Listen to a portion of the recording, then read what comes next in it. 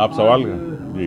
देशवार्ता ली है आपने, लेकिन तमाम सारे मुद्दे उठाए। विजयपुर चुनाव खास मुद्दा रहा है। जी आपने अभी बोला कि रामनिवास रावत को घर वापस जाना पड़ेगा, तो क्या कारण रहेंगे, चूंकि सरकार तो उन्हीं की है। देखिए, ऐसा है कि रावत जी क्यों गए, आप सब जानते हैं कि जिस प्रकार से वो कर्जे में डूब गए थे, जिनके पंप हैं, बाकी चीज़ें सब उनके कर्जों में आ गई थी, तो आर्थिक स्थिति बड़ी खराब हो गई थी रावत जी की, और जनता के विश्वास को उन्होंने बेचा। और निश्चित तौर से जनता इस बात को समझती है कि जो बिकाऊ है वो कभी टिकाऊ नहीं होते। इसलिए मैं समझता हूँ कि विजयपुर की जनता उन्हें घर भेजेगी।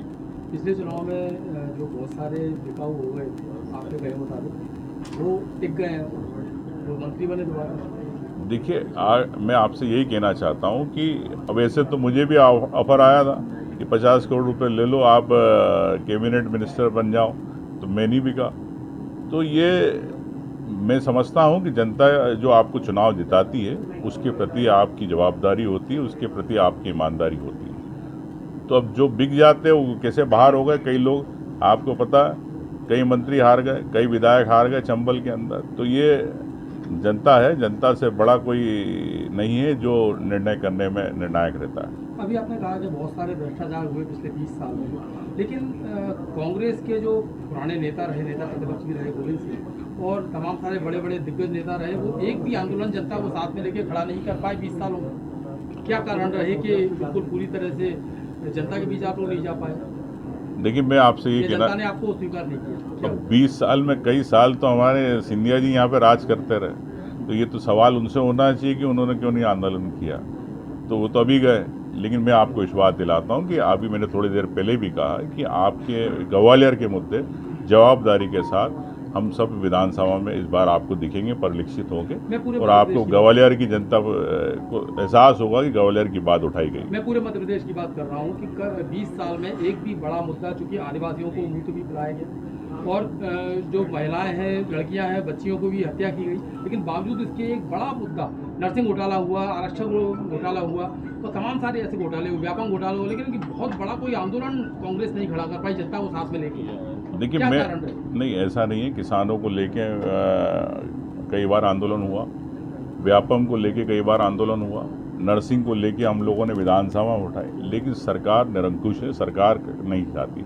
आपकी जानकारी कि 2013 से लोकायुक्त के प्रतिवेदन सरकार ने अभी तक नहीं दिए, पटल पे नहीं रखे। प्रदेश की जनता क्यों नहीं बताना चाहती कि हजारों करोड़ के प्रदेश में घोटाले होगा, लोकायुक्त के प्रतिवेदन क्यों रोक के रखे? सरकार बताए, सरकार डरती है, क्यों डर रही है सरकार?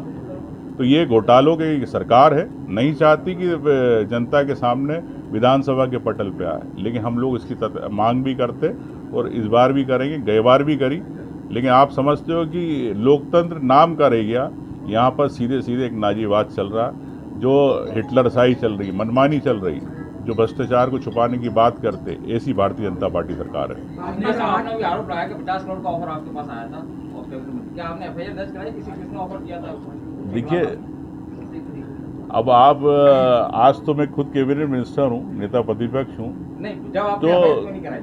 मैं आपसे वही कहना चाहता हूँ कि ये सब बातें उस समय की, और मैंने उस समय मीडिया में खुले तौर पे कही थी, और राजनीतिक बातें रहती है मैं समझ, ऑफर सीधा सीधा भ्रष्टाचार का मामला है, सीधा सीधा। तो इसमें या तो मैंने आपने आपसे बढ़ावा कहा दिया, ना, या फिर आपने उसके मैंने अंदर आरोप भी किसी लगाया था खुलेआम, मीडिया में भी कहा था, आपने शायद मीडिया में देखा नहीं। नहीं देखा, लेकिन एफआईआर की बात कर रहा हूँ। जी ठीक है, जी। भाजपा दावा कर रही है कि वो रिकॉर्ड वोट से जीत रही है। आपकी क्या स्थिति है विजयपुर में, क्या मानना है? देखिए, निश्चित तौर से आज विजयपुर के अंदर मजबूत स्थिति में है, और मैं समझता हूँ कि वहाँ का वोटर कांग्रेस के साथ रहेगा, जैसा पूरा परंपरागत रहा है। तो निश्चित तौर से कांग्रेस वहाँ पे विजय होगी। आपके पुराने साथी हैं रामनिवास रावत, लेकिन आपने ये कहा कि विजयपुर में चुनाव थोपा गया है, ये क्यों? अब ये तो रामनिवास रावत जी से पूछे कि क्यों गए, जब उन्होंने, कांग्रेस पार्टी ने उनको कैबिनेट मिनिस्टर बनाया, सम्मान दिया, विधायक बनाया, हमेशा उनको सम्मान ही रखा। वो चंबल क्षेत्र के एक अच्छे वजनदार नेता थे। तो अब वो अपने व्यक्तिगत स्वार्थ के कारण गए। अगर जनता से पूछते, जनता नहीं बोलती कि आप बीजेपी में चले आओ, तो ये तो रामनिवास रावत जी बताए।